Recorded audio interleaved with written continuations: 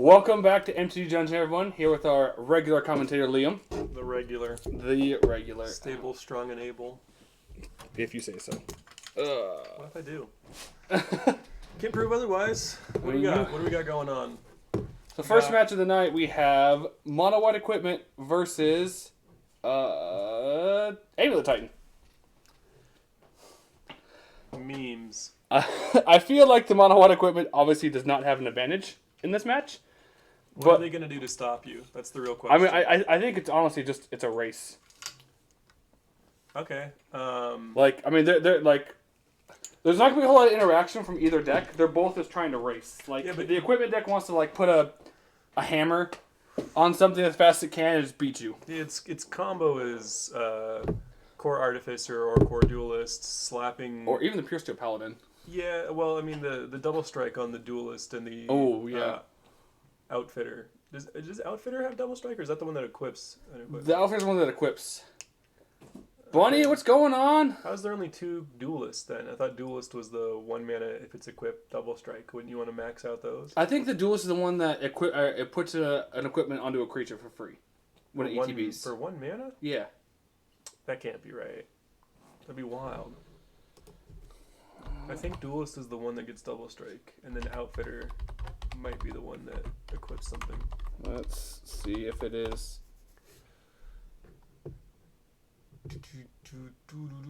As it's not working. All right, fine.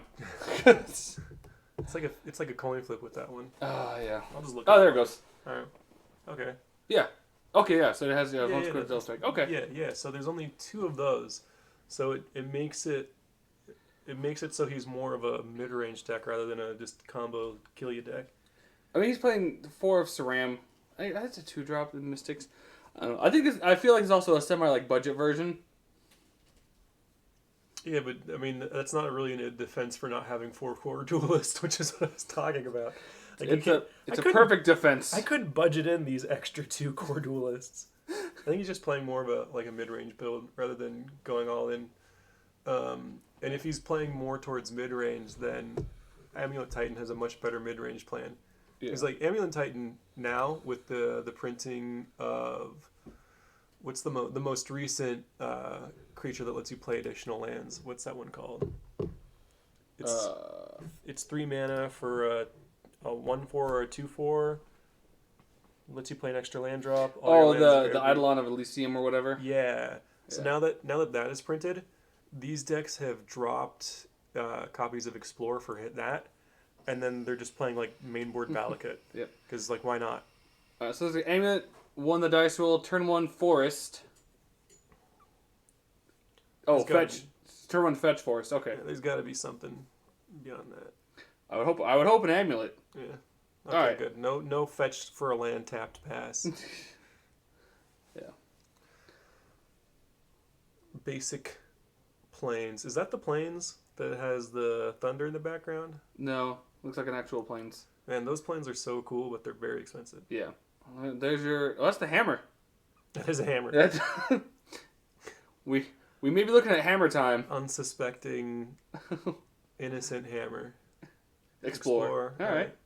Off of a Radiant Fountain, so he gains 2 life. Yeah. Puts it back in his hand. So he's at 21. So, like, what's the ideal draw here, right? Like... From who? For the mono white. Like, if he has Pure Steel Paladin, he would need 2 other artifacts to give it the metal craft. Of cards could be good. It's a duelist? Okay. No, that's Outfitter. Outfitter. What's the text on Outfitter? Does Outfitter have anything special beyond just equipping stuff for free? I don't believe so. So it's just my 11 power guy. Yeah. So there's Nazusa. No. Does the hammer give trample? It does not. All right. But the equipped creature loses flying because it's a giant hammer. So of all the at least they kept that flavor. You got to give them that. It's so weird what they decided to put flavor on. Yeah. It's yes, the small bird can hold this hammer, but it can't fly anymore. Okay, well, what's it doing? Is it hopping around the ground? It's flying around in a circle real low to the ground, just chucking the hammer. Slap a hammer on a Runetail Hawk, the hammer's got to be a magnet, like a number of magnitudes of weight above the bird. Like, that's not how that works. The bird's just trying to drag the hammer slowly to you. It's more like you physically summon the hammer in flight, and then the bird just holds on, and then the bird gets the experience. Right, so you chuck the hammer, and the bird's just like right on top of it. The G-force is just holding the bird on to the hammer as it spins. Oh man. Oh, there's a pure steel paladin. All right. Okay. I mean, doesn't have metal crap. He does have an 11 power creature. So we saw a path on Azusa. Yeah. Which, not really a huge fan of that. I think you want to save your path for the actual Titans. It's like Azusa. What's Titan gonna do versus an 11 whatever? I mean, it's gonna get him more lands. That's what matters. It's like, unless you start trampling over this. Yeah. Well, but like now he doesn't have a blocker, so I guess he could be. Oh. Okay. There's an artifact. Okay. Uh-oh. If he has another one, could be getting... Nope. Yeah, I mean, if you get Titan in play, you can make a Field of the Dead and get some blockers and then just go on chumping mode until you can get like a Valakut kill potentially. So I don't know if he's actually playing the Valakut version of the deck, but that's kind of where the deck has been leaning. I don't think so. I think they're on the Field of the Dead. Yeah, I mean, I don't know if Sal is. Oh, I know he's not a Valakut plan. A lot of Titan is swung that way, which is pretty cool, but really kind of degenerate. Yeah, just play Valakut. Why not as a one of in the main board? Oh, because the Eidolon makes okay. Yeah. Okay. Sorry, it took me a second. I was like, why? That seems. Oh, yeah. Because you're also playing Vesuva, so you can have like 2 Valakuts, and then every land entering can sick somebody. It's just like another way to win through your land base. So Sloth did not have a Pact or a Titan. So Jacob might just win here. It's kind of passing. He got 2 cards in hand. He played an Explorer, but didn't drop any additional lands. I think he was digging for a threat. There's a lot of little artifacts in play, but they only give defense. So I mean, it's good. It's good for blocking in that prime time. It's like there's Batterskull. Wait, how's he? Because he's got a Paradise Mantle. So he attached from. Oh wow, yeah. Yeah. Oh. And that's lethal. Yeah, it's like, hey, put it on here. Equip this Batterskull and a hammer. Like that core outfitter was ready to go, Liam. I mean, if you give this deck unlimited time, it will just do something like that. Your castle walls are coming down. Amulet Titan is not playing any spot removal in the main board, and if you don't get your game plan into play and you don't get a Titan into play, you just kind of spin your wheels. Explosives out of the board, definitely coming in. Dismember, probably Beast Within, and the Rex Sage. Yeah. And probably the additional copy of Field. You might. Yeah, I mean, it's hard to say. The explosives is certainly amazing. Dismember is you pretty much have to bring in because the way that the artifact deck, the equipment deck rather, gets a lot of its card advantage is just by playing a lot of 0 mana equipments into Pure Steel or Saram. Yeah. So getting rid of those can basically just shut the entire deck down, which is why the deck is like really, really weak against spot removal heavy decks. Mm-hmm. And then like Beast Within could still be okay if you're just really hellbent on killing Saram and Pure Steel Paladin. But I don't know if you need to devote. I don't know if you don't need to like cut cards for additional Fields of the Dead. Yeah, I can definitely agree with that. I mean, you probably just can. Like, you probably have something in a land in your main board you can just get rid of and do a swap because it's convenient. Yeah. Like, you might as well. Alright. I know, I was like, I don't know what you cut, though. Like, Pact of Negation, probably not very good since your opponent's on a curve of, like, 2. Yeah. And then you don't really care to counter anything past that point. You can trim back on, I guess, like, Once Upon a Times is, like, the most redundant card in the deck. Probably. Like, I'm just looking at mono white. I'm like, the only thing I can see you bringing in is obviously 4 Damping Sphere. Yeah. Maybe Fragmentize, but I feel like that just doesn't... Like, you're only going to hit an amulet with it, typically. I don't think that does enough. Amulet's so impactful that it's worth doing, though. I mean, I guess if you knew that he was running the Eidolon version, then Fragmentize is better, because Eidolon's an enchantment creature, right? All Eidolons are, yeah. Okay. Yeah, then if he's an enchantment creature, like, cool, kill it. Yeah, if you saw it, then Yeah, sure. you're like. I mean, granted, it's sorcery speed, but I think amulet is actually just so good in the Titan deck that you have to bring in fragmentize for it. It basically increases their clock by like 2 or 3 turns. yeah. Well, I mean, and it accelerates them decently well too. Yeah, that's how it makes the clock. Yeah. Yeah. I don't know what you cut from the main board of this deck though. Like, I don't know. Maybe Stoneforge is a bit slow. I think like War and Peace and like Sword of Vengeance is awful. What's the red black one? No, Sword of Vengeance is like the first strike, trample, +2/+0. It's like all the chroma abilities. White ley line. Okay. In the board? Oh. What's that for? Yeah. I mean, Fragmentize costs 1.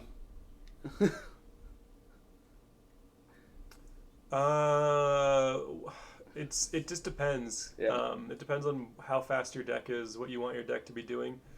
Like, Fragmentize is better if you are really low to the ground and you don't really like if your opponent resolves like a 4 mana artifact, you're probably not winning in a deck that's going to run Fragmentize at that point. Yeah. And there's not a lot of things beyond CMC3 that you need to blow up. Yeah, why is he running Leyline? That's actually bugging me right now so much. Well, okay, so he has Leyline's a good card on his board. I just don't know why he brought it in this matchup. Yeah, in this matchup, I don't.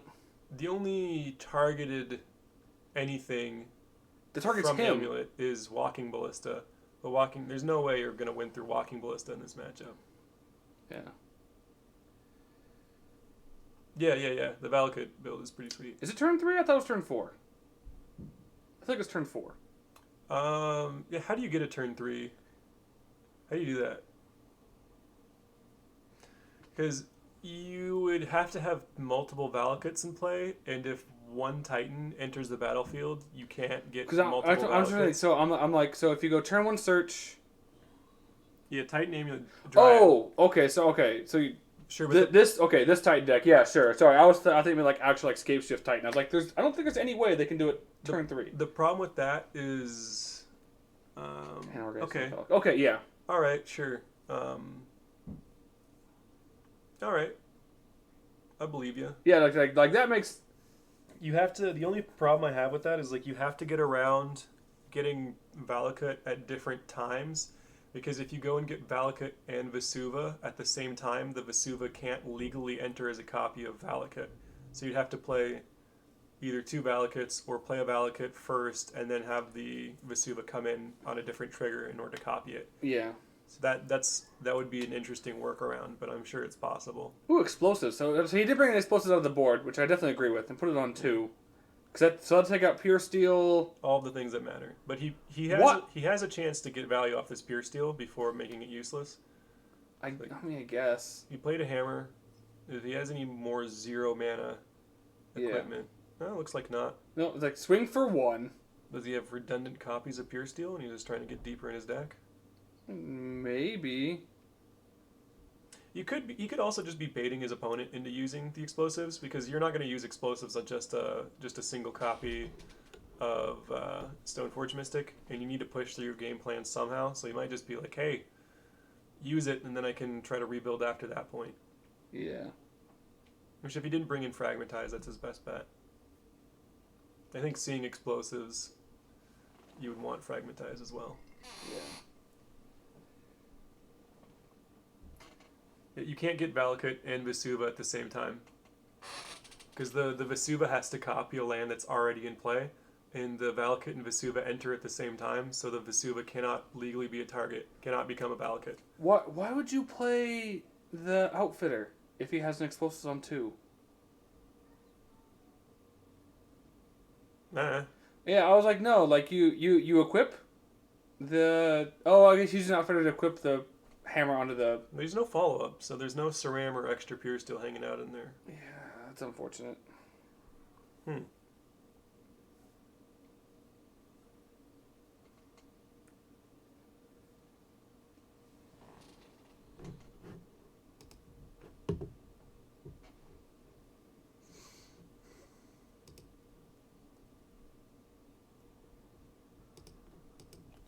Yeah, that's not how that works though, Bunny.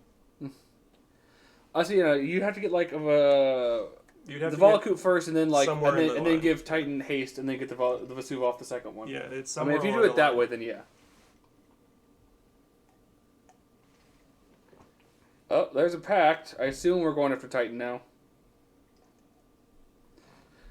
That's alright. At least Mono White equipment got to live the dream once. Turn 1 land, amulet, turn 2, bounce land into Dryad. Second land drop, turn 3. Good Valakut and second Vesuva. Yeah. So Hanwar, Valakut, deal 6, and then give Titan haste to get. So you have to be playing 2 Vesuva. So you're playing 2 Valakuts and then the Vesuva. So since you have 1 Valakut on the board, and then with the Titan attack tree, you're getting the second Valakut. Okay. And so then that works. Right. Yes. That's like God Hand though. Yeah, I was like, whoa. Like that's no interaction from your opponent at all.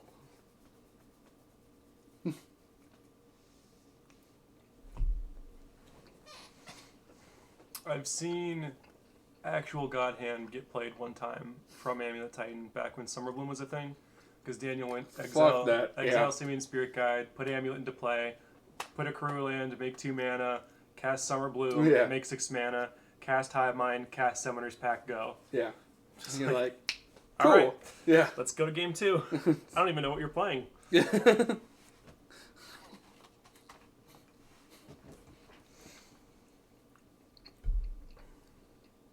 I think he Summoner's Pact for a Collector Oof. Yeah. And it got blued up. Should be in exile. I think I would have gotten Primetime there. Because like, doesn't have anything on the board. That's mine. Who's yours? Yeah. Diggers doesn't have anything on the board. I mean, if you don't have 6th mana and you have like double Summoner's Pact and you just want to do something, sure. But I mean, he's got to pay for Pact. Yeah. On the upkeep. Oh, odd choice. Pays for Pact. Yeah, I don't know what's going on with my internet right now. I'm going to have to reset the router here in a minute. Then we'll have to come back. Because it's just doing something real weird. I'm going to try to finish out this game, though.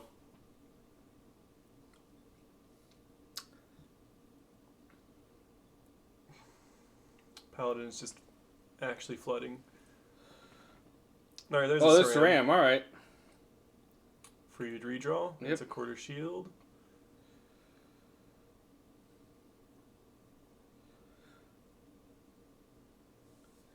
Yeah, New Titan deck is... Yeah. New Titan deck is definitely scary.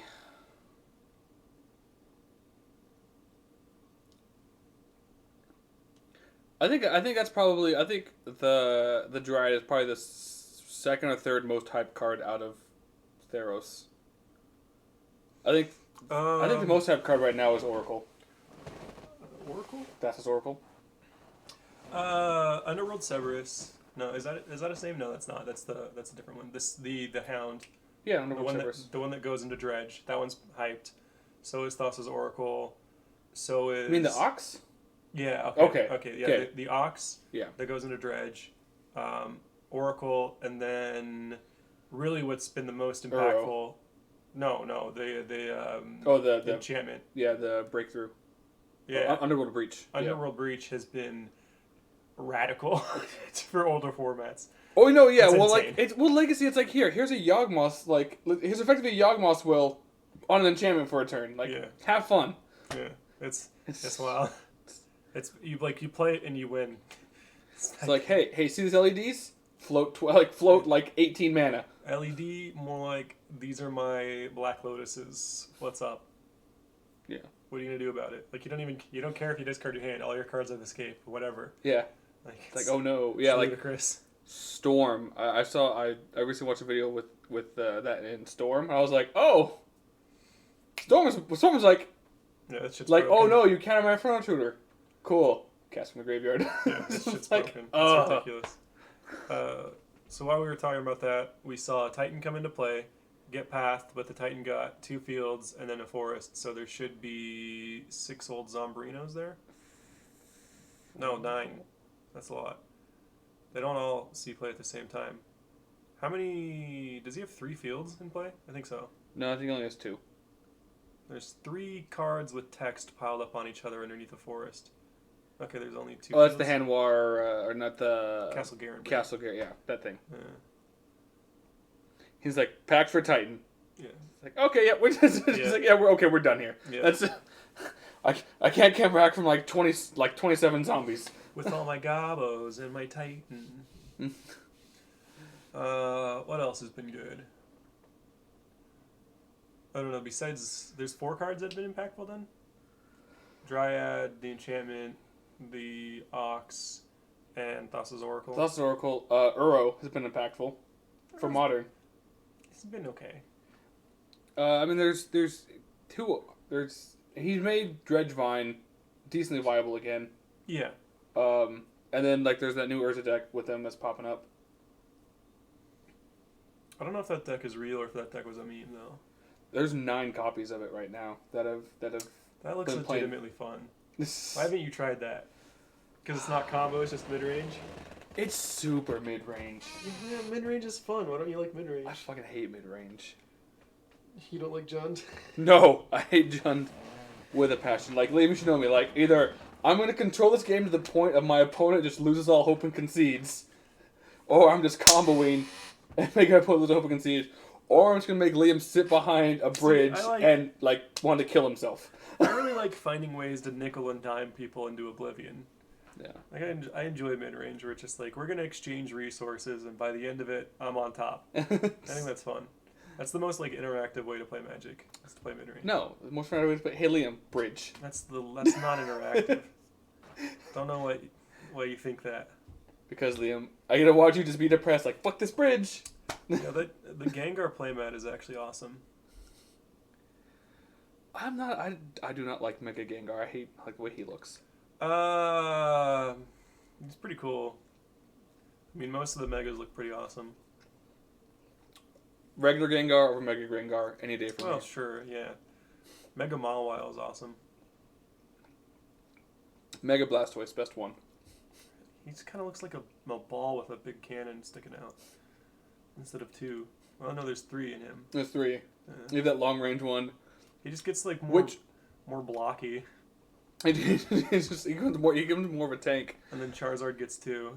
Yeah. Stupid spoiled Charizard. Right. Hey, but he becomes a dragon for one of them, an actual dragon type. He's in the dragon egg group. So, like, he's technically kind of a dragon already. Ooh, Termin Bass's collar. Alright. my Death Touch blocker. Hey, I mean, there are definitely worse things. The problem is like, if you manage to actually... Pure Steel, Oh, he's going off. Oh. That's another free card. Oh. Oh, it's another free one. Oh, man. He's got Metalcraft, boys. No. Equip them all. Right? Look at my toughness. He's got 3 Death Touch and... Oh, no, there's a hammer on that thing. Is there? Yeah, there is. Oh, no! That's a super hammer. Oh, no! Is that... I think that is. I don't think that is. So I think it's a... Oh, no, it's the Spider Silk. It's a Spider Silk, okay. Okay, so he's got, like, at least 12 toughness or something. something. If he casts a hammer, though, I feel like Amulet is just dead.